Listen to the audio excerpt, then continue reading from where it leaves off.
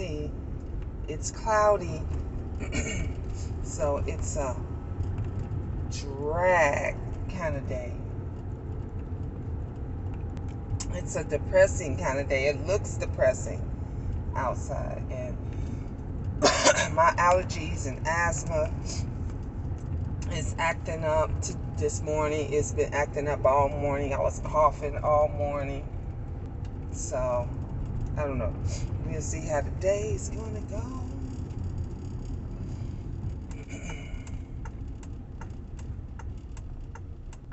I did get most of everything I needed to do. Yesterday, I got most of it done. I still have to get the brakes fixed on the van.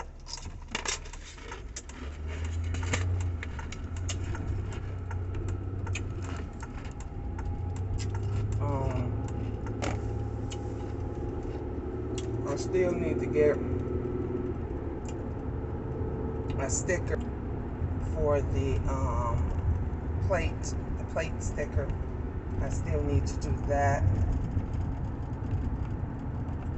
And then I'm just about done. I think I got Angel together for back to school.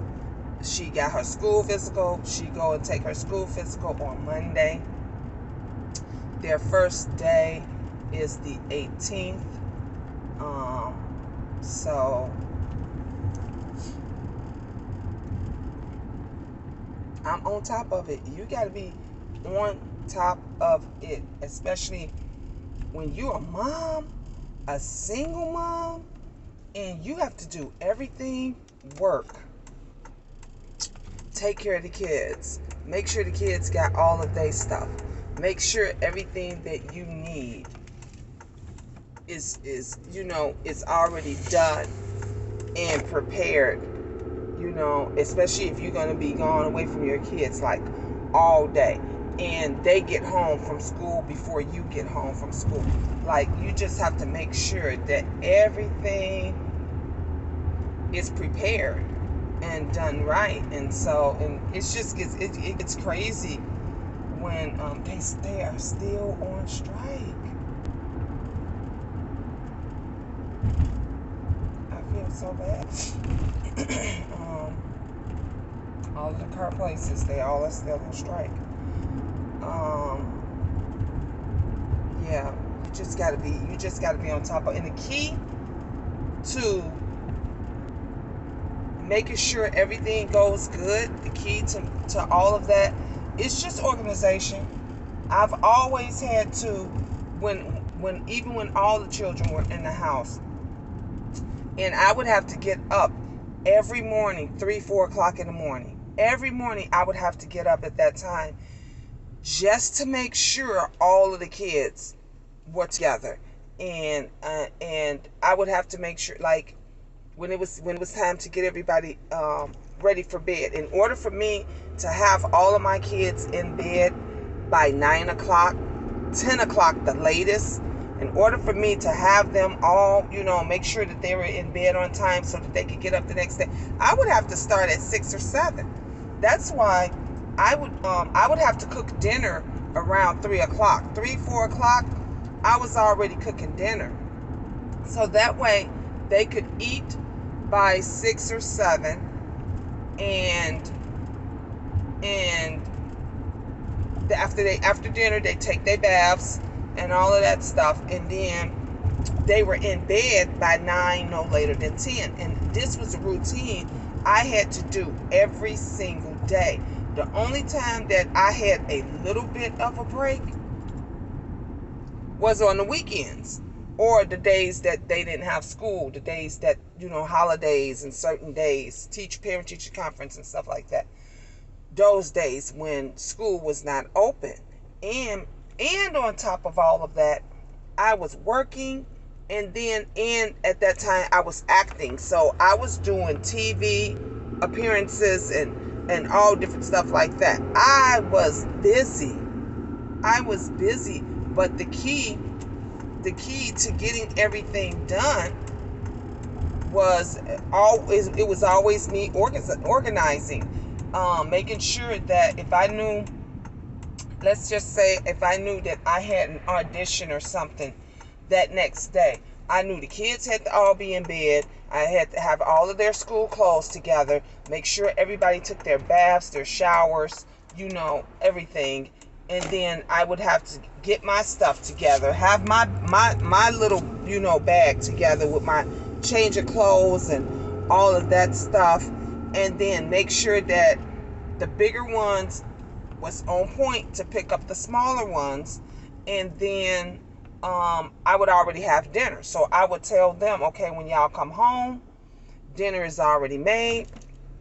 The bigger ones, the older ones, would make the plates for the younger ones.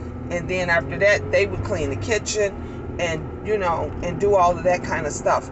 But I had to be on top of it. I was a young mother, and with a lot of kids, and I was always busy. Now he's up saying hi, trying to talk. Every time he sees Angel, he does this. To go to Angel. He loves Angel so much, and she loves him. And so it's great to just see him grow, to watch him grow, and he's doing his own thing. He could just do his own thing. So it goes by quick. It goes by really, really quick. And I don't know if you guys, I'm pretty sure you heard by now, because it's been all over social media. It's been all over the news, about the two sisters. The one sister who gave her other sister her baby and her babies, and the sister murdered them and was driving around in the car with these babies while the bodies was decomposing. I was sick to my stomach when I heard about that. Sick to my stomach. And what made it even worse, I saw a video yesterday. I saw a video yesterday of the mother, their mother, the two girls, the two daughters' mothers, the sisters' mother, sorry guys, saying that she think both of them should be arrested. She was like, both of them need to be arrested, because she was saying that both of them were at fault. And and she was saying that the one daughter with the two kids was staying with her.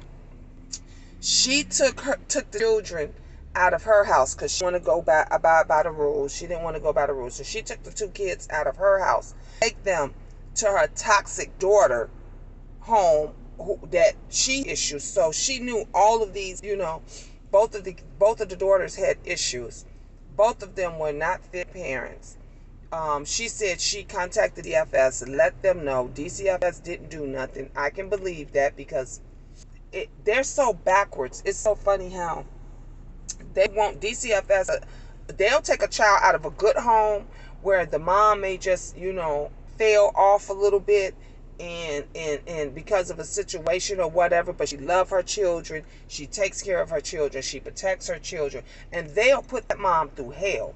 But then we'll hear about these other mothers where DCFS was contacted, family knew, friends knew, where everybody knew that the person was toxic, and she had dealings, over dealings with the police or child protective services, and that child back to her every single time. And the tragedy of it all is we will hear later on that the children, that's the tragedy. They go through all that, and then we'll hear later on that the children had died and passed away. Or was murdered. Were murdered. It's horrible. My thing, if you don't want to be a parent, don't be a parent. Don't get pregnant. And if you do get pregnant and you're not sure about being a parent and you don't know what to do, then give that child a chance. Give that child to your mother, Give that child to baby's daddy. Give that child to a family or somebody that's going to love them, cherish them, teach them, and anything happen to them, protect them. I don't understand. I just don't understand how all these moms, they get away with what they get away with. And, folks like us, one little thing, they have us jumping through hoops. You know what I'm saying? It's horrible. It's crazy. So I was watching that, and then there was another young lady that was murdered in jail, again, like the Sandra Bland. They said it was similar to Sandra Bland, where they said she was beat, her body bruising and stuff all in her face, all her body. They didn't know what happened. They said she was begging for her life. Inmates said she was begging for her life, that she was sick. They said the jailhouse was in, it was just, they didn't care. They didn't care, about the prisoners or anything. And she was a black girl. She was in a prejudiced town. She was in, a prejudiced prison. And she wind up dying, and the family and them want answers. So they hired a legal rights attorney. So they got a legal rights activist, people, and all of them into it. And they showed her picture. Very beautiful girl. She was a very girl. I think she was in there on a domestic thing. She got into a fight with somebody, and she wind up in jail. And her bond, they said her bond was high at first. What is she doing? She just left them kids there in that basket.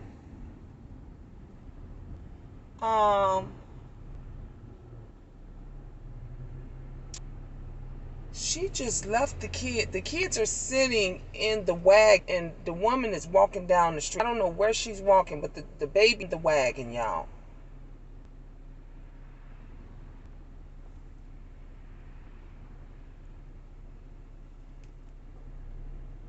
This is crazy.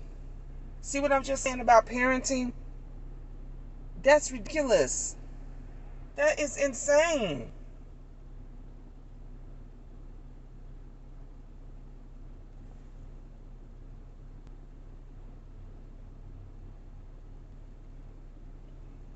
See, some people shouldn't be parents. Some folks just should not be parents. I couldn't leave my kids, even now, not 5 seconds. The twins are about to be 16 years old. And even when we go out places, I still don't allow them to go and do stuff by themselves. I don't. Mm-mm.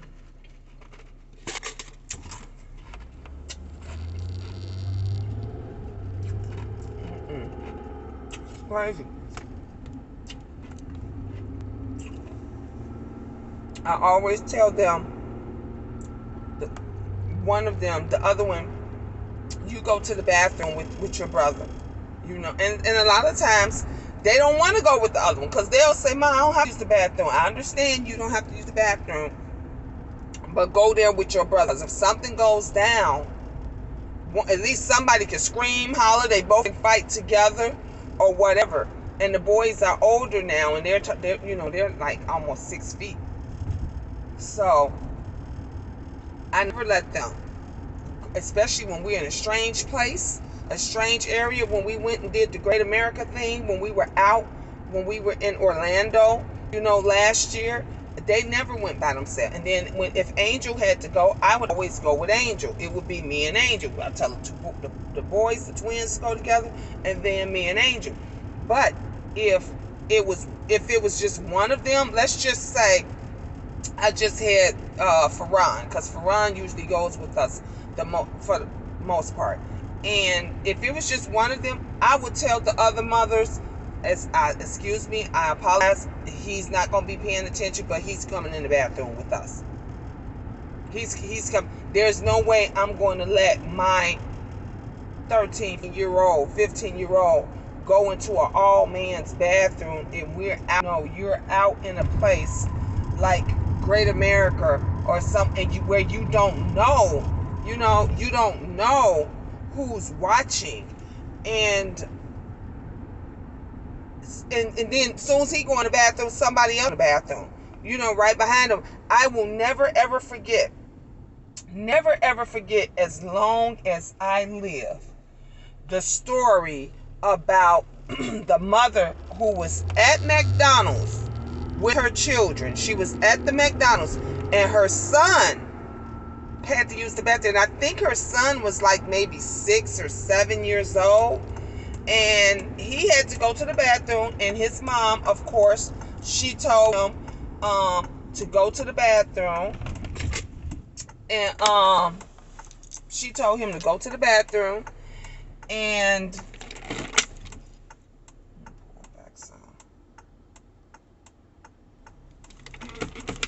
the kid went to the bathroom, and the mother did not know that a pedophile was in the McDonald's with them, and he was watching, and he followed her son into the bathroom and molested her son. I never forget that. I remember when it was all over the news because the McDonald's had cameras, so they had a good picture of him and everything. But he followed her son in the bathroom and molested her son. And then, not to mention, Walmart happened a few times. I think even a couple of times they had where the guy, I know y'all seen the one where the mother was she was pulling her daughter one way, and the dude was pulling her the other way, and he was trying to run off with her daughter. They didn't know him. They just strolling through the Walmart, shopping and everything. And this crazy crackpot was literally trying to abduct her daughter. So you got some folks that's just blazing, blunt, just don't care. And they'll do it right in public, in front of everybody. Try to abduct your daughter.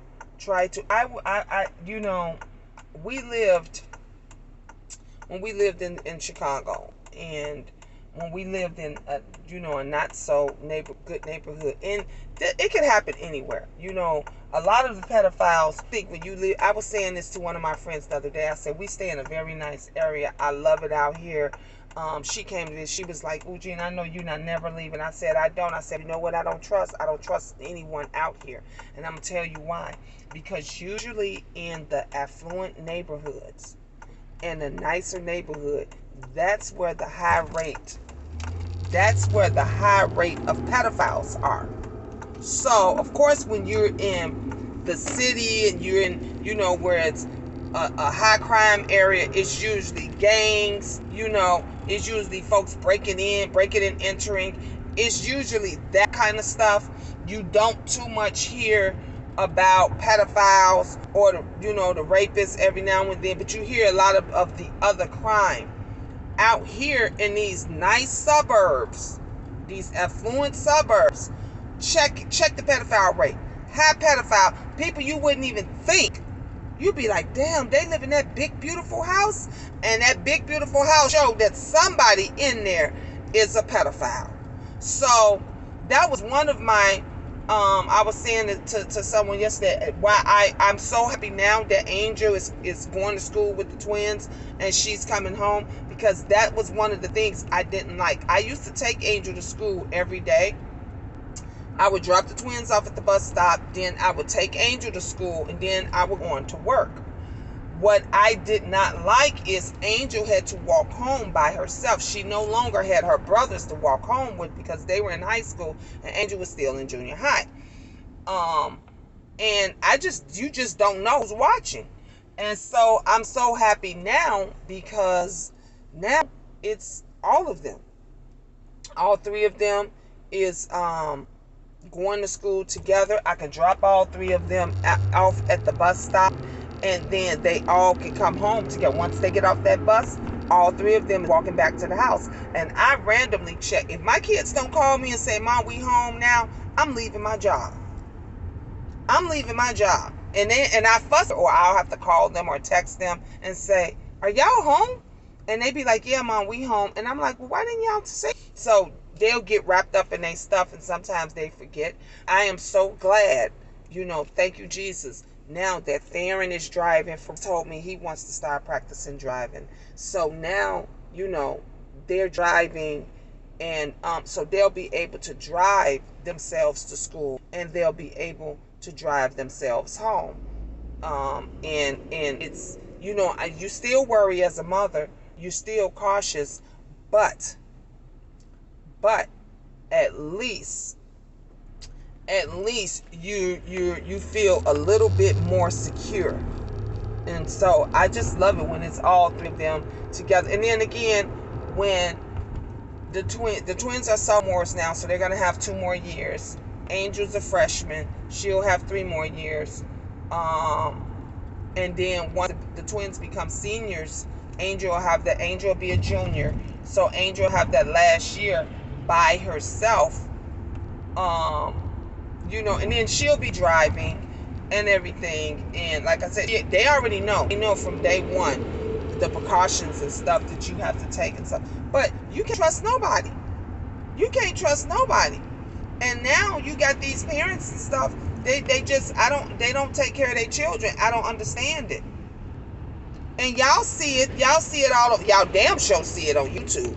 Them children will come in. You hear them kids crying and screaming and hollering in the goddamn background, and the parent won't get off the screen for shit to go and make sure their kid ate, fed, dry, make sure they clean. They won't do nothing because this shit. Because of this shit. Y'all see, honey, my kids start talking to me, y'all gotta wait. Someone said on my live yesterday, and thank you, and I apologize, the live was crazy. The signal and stuff was fucked up. But someone said yesterday, Miss Gina, I just love how you are with your children. And I appreciate that, because I work hard to let them know I love them. That I genuinely love them. And that this YouTube, my job, anything, nothing will never go before them. So, I brought them all here. I brought them all here, and it is my job, it is my duty to make sure that they all have what they need, that they're taken care of up until they get the age of 18. Once they turn 18, they can go to college, they can get a job, they can do whatever they want, because you've raised them. You've raised them. And so that's what I'm doing now. Twins is about to be 16. I got 2 more years to raise them. And then they be out the door. And then I'll have 1 more year, for Angel. But, yeah, honey, I don't play.